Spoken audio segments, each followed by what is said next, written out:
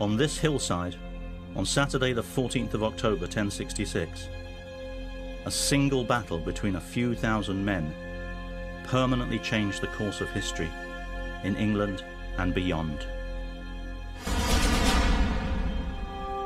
It was said to have taken place at the Grey Apple Tree. Nowadays, the site is known simply as Battle. The English occupied this ridge, standing shoulder to shoulder, many armed with huge axes. To protect themselves, they overlapped their shields, forming the shield wall.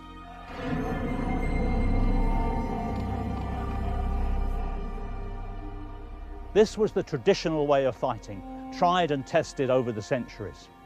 Confronting them was something startlingly new in English warfare. The Normans were drawn up in 3 lines.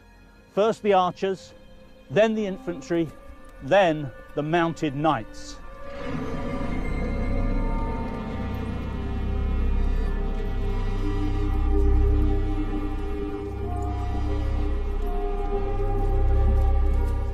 It's said that William hung around his neck the very saints' relics on which Harold had sworn his oath.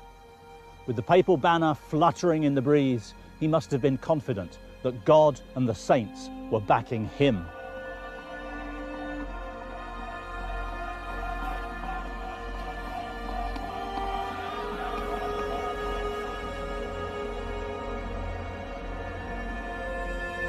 Harold's army was battle-weary and exhausted from the long march south.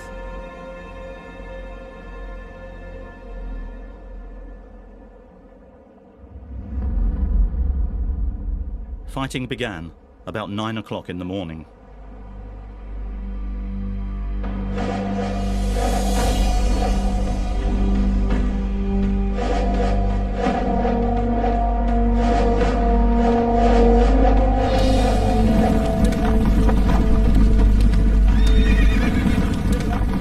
Normans charged uphill. The war cries on both sides were soon drowned out by the clash of arms and the shrieks and groans of the wounded and the dying.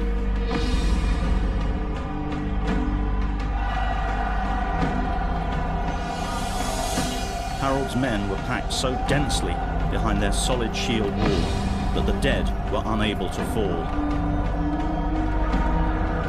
The Normans couldn't break the English line.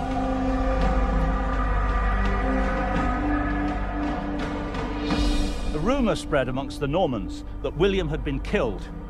The men on the left flank panicked and began to rush down the hill. The English above broke ranks and followed them. But William had not been killed. He pushed back his helmet to reveal his face and called out, "I live, and with God's help we'll conquer yet." The Normans immediately rallied, turned on the English who were pursuing them, and cut them down.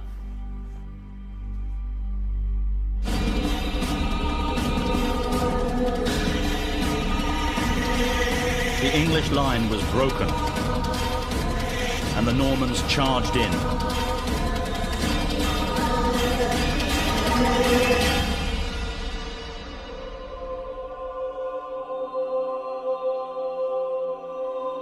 The Bayeaux Tapestry shows all the confusion and desperation of the battle. In the 11th century, it was customary for the bishops to join in, though they were forbidden to shed blood. Here's Bishop Odo, William's half-brother. He's carrying a huge club.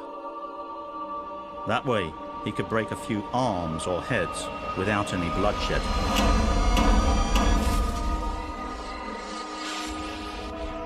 Bodies fall in a heap of twisted and broken limbs. The hillside must have been saturated with blood.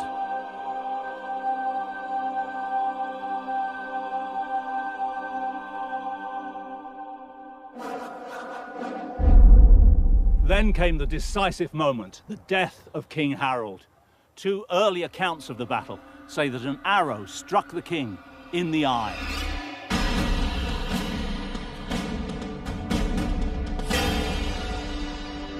The king was dead, and a world was coming to an end.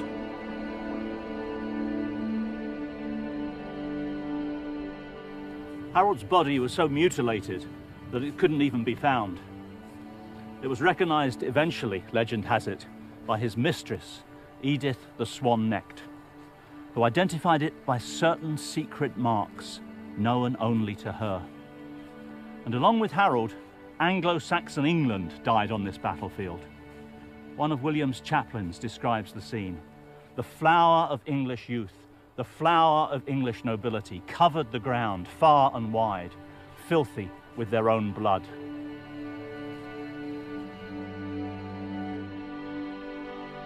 It's said that William refused to bury the English dead. They lay rotting for days.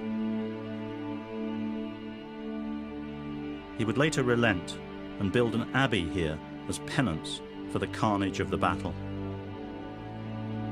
Its altar is said to have been built on the spot where Harold fell.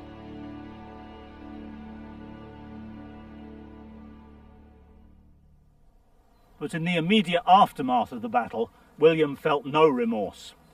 A week after his victory, this bastard descendant of Viking pirates set off on the march to London. He was now William the Conqueror, soon to be William, King of England. The future belonged to the Normans.